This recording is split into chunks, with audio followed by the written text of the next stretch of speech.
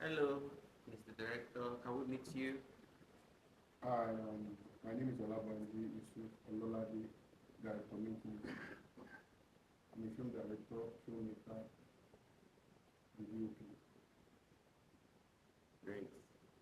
So can you tell us a bit about directing? How long have you been in this journey? Hey, we have been into filmmaking since professionally since 2020, and I have about 6 films to my name, 4 short films and two feature films. So I could tell you that directing is the art of the film. So the moment the film goes wrong, the first person people talk about is the director, and the most important department, the most important person on the film set is the director, because that's the alpha and omega of the film. That's the person that decides how a film is going to be. So that's who a director is. Great. So, in your career as a director, tell us some of your challenges faced so far. So in filmmaking, challenges are inevitable. There are things that you should expect anytime. So one of the challenges I've seen as a director is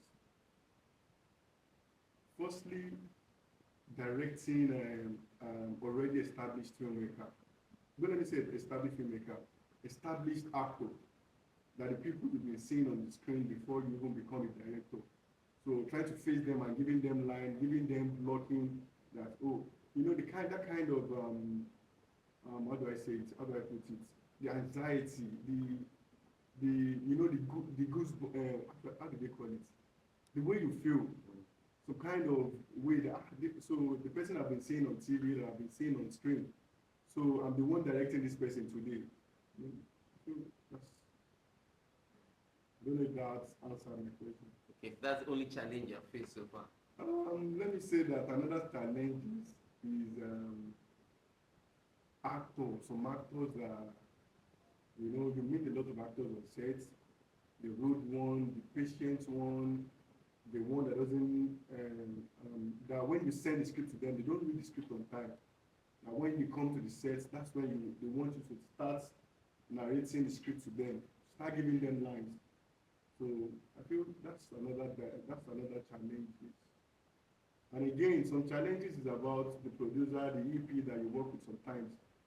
So some of them they give how do I say, they give directors the 100% opportunity to do his work or our work. But some of them they feel they have the idea, they can come in at any time to give to also give their own ideas. So sometimes when the idea clashes, becomes a problem on the set, and some what this is one of the things that makes some kind of production break sometimes when you have an AP or a producer that wants to control the director. So I feel like that's one of the challenges I've seen again and again. Basically, it's been about actors. Some of them, you give them lines and they feel like, I'm too big for this kind of guy that is just coming to the industry to direct me. So it's one of the challenges I've seen. Great. Let's talk about this project, Lekki Fake Life. What came to mind when you first saw the script? Basically, I've had a lot about Lekki fake life.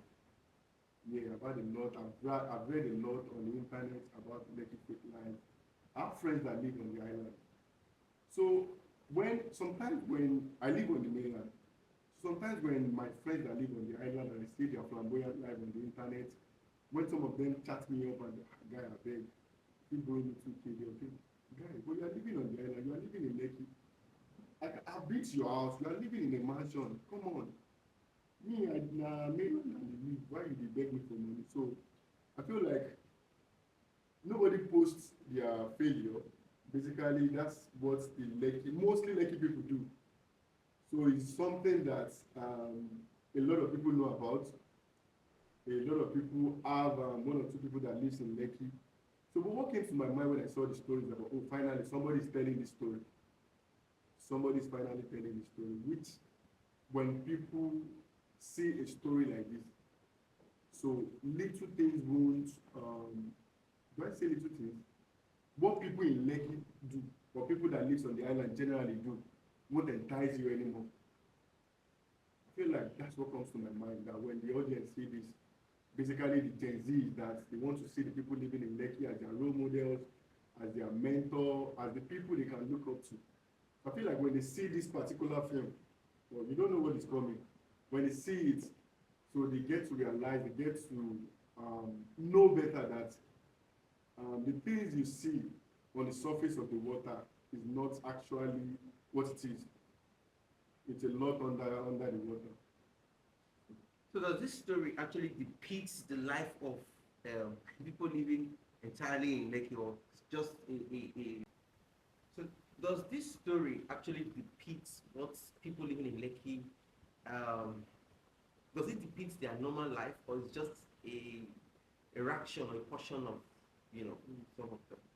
I can tell you that it talks about 80% of people living in Lekki. Because I've been in my friend's house, I've seen 20 people living in one house. 20 people, but when you come out, some of them have cars, beautiful cars, exotic cars. But when you go to where they live, you'll be like, what is the guy that owns this car now? So I'm going to tell you that, I can tell you that this particular story talks about the life of people, the 80% life of people that lives in Lekki. So basically, I've always had it in mind that most of the people that lives in Lekki are just as average as people that lives on the mainland. Where the rich people lives is Ikoyi and Victoria Island, or maybe Banana Island. No, why do I use maybe? Banana Island, Ikoyi, and Victoria Island. But you see people living in Lekki. Okay, that's it. So what's your experience so far on sets, and what have been the challenges so far directing this series? Yeah, my first challenges were because I think I got the script late, but I was able to read from episode 1 to 20. Not to not to get on the set and feel and start, how do I put it? And um start doing something else. I read the story because I'm coming to the set, I'm coming to the location to give my 100.